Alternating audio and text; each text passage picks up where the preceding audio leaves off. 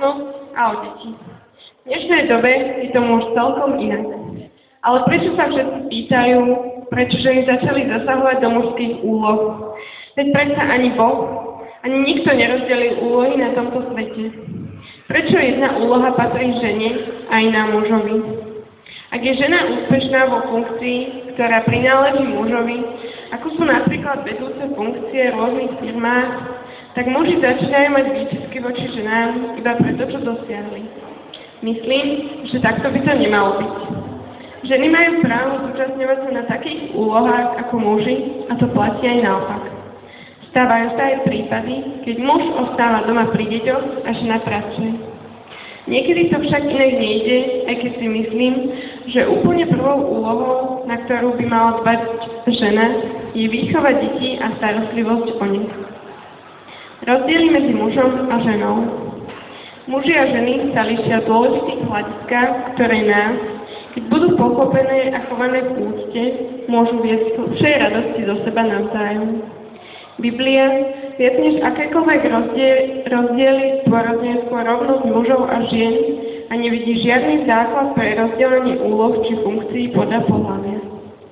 Zameriame sa na význam biblických textov, ktoré sa priamo dotýkajú otázkou rozdielu.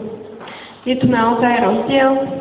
Existujú nejaké vzťahové rozdiely medzi mužmi a ženami, ktoré by sme mali pri budovaní svojho manželského vzťahu brať do úvahy? Vieme, že muži a ženy sa líšia telesne. Väčšina kresťanov sa zhoduje v tom, že telesné rozdiely majú vplyv na naše vzťahy. Dvaja muži alebo dve ženy, prípadne muž a žena, môžu mať spolu dôverné priateľstvo, ale milostné priateľstvo patrí správne len medzi muža a ženu. Nelíšia sa len telesne, ale najmä duševne. Ženy majú tú najkrajšiu úlohu na svete. Priviesť dieťa na svet. Toto žene nikto nevezme a každá žena by si mala túto úlohu vážiť a nie pohrdať ňou. Nie však len ženina zásluha na tom počať dieťa. A práve v tomto nám Boh ukazuje, že sme vyrovnané bytosti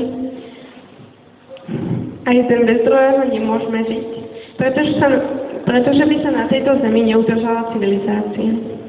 Aj preto, že jedine muž a žena môžu biologickou cestou počať dieťa, a to spolu.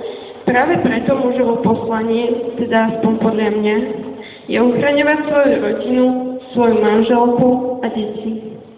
Takže sme veľmi rozdielni a predsa takí podobní. Muži a ženy majú potreby hľadať svoju polovičku. Toto bola naša prezentácia a my sme sa ešte chceli poďakovať pani profesorke Prosňanskej, ktorá na nás dohliadala a ktorú táto výborná myšlienka napadla. Ďakujem.